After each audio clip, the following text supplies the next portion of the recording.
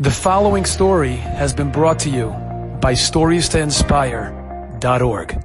A few nights ago, I was going through my contacts.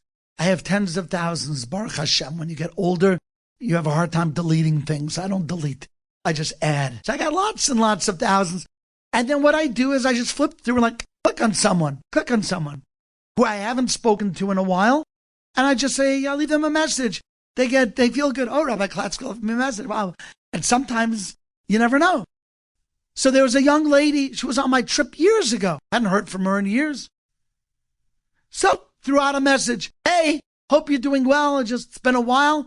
Want to reach out to you, find out how you're doing. She messages me back frantically. Did someone just tell you to call me? Did this person? She starts naming. Did this person? Did that person? I said, no, I just wanted to reach out. I don't know. She said, no, I can't be. She said, today I came home. There were ambulances in my house. My mother was found on the kitchen floor convulsing. Her eyes were rolling. She was shaking. She was incoherent. They brought her to the hospital. They found she had 3 lumps in her brain. They also suspect lymphoma. She's all I have, my mother. I lost my father years ago. She says, my father committed suicide. All I have is my mommy. And she's on the floor. And I'm all alone, Rabbi. I'm all alone. She begins to cry. I'm all alone. And then I said to myself, where's God? I've been trying. I started keeping Shabbos. And here for 3 years I've been growing. And where's God? And then right after I fell into despair, out of the blue, you messaged me. How are you doing? How are you feeling? She said, that's all I needed was God to knock on my shoulder, say, you know what, I'm still here. Doesn't mean it's easy, but I'm still here. I'm tapping you. I said, amazing. I said, we're going to have a daily check-in, you and I, every day. I'm going to check in on you. I'm going to find out how you're doing. Because you know what? You're not alone. That's what the opposite of Sinas Chinam is. A daily check-in with Klal Yisrael. There are so many disconnected Jews today. It's the greatest danger facing Judaism. There is no greater danger facing Judaism than assimilation, intermarriage, defection, apathy, distance. That's the greatest danger. We are losing people by the millions.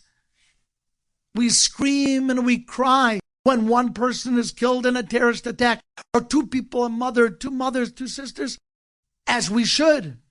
But what about the millions who disappear and no one says anything because we got to worry about ourselves first? There's no one in this room. You live in Queens. You live in Brooklyn. Wherever you're listening to this recording or this live stream, there are millions of Jews and you pass them every day. The opposite of Sinas Chinam is Ava. And Ava means you speak out. Ava means you reach out. You give them a resource. Give them a daily dose. Give them a way of connecting. Invite them for a Shabbos. That's what Shabbat.com is there for. It's inexcusable. There's so much Torah out there. How can we not offer it to our brothers and sisters? How can we keep silent? Some of our co-workers, well, I don't want to be a nudge. I don't want to bother them. I don't want to make them uncomfortable. Says Chazal, that's Sinas Chinam. Sinas Chinam is when the Rabbanim in that room kept silent. The silent was the sinner. Wow. That's a whole new way of looking at it. Bar Kamsa was a Friar Yid, and the Chachamim were silent. Wow. Tisha B'Av becomes a mandate to mobilize our inner courage to approach those who are disconnected and to show them Ava. Enjoyed this story? Come again. Bring a friend. StoriesToInspire.org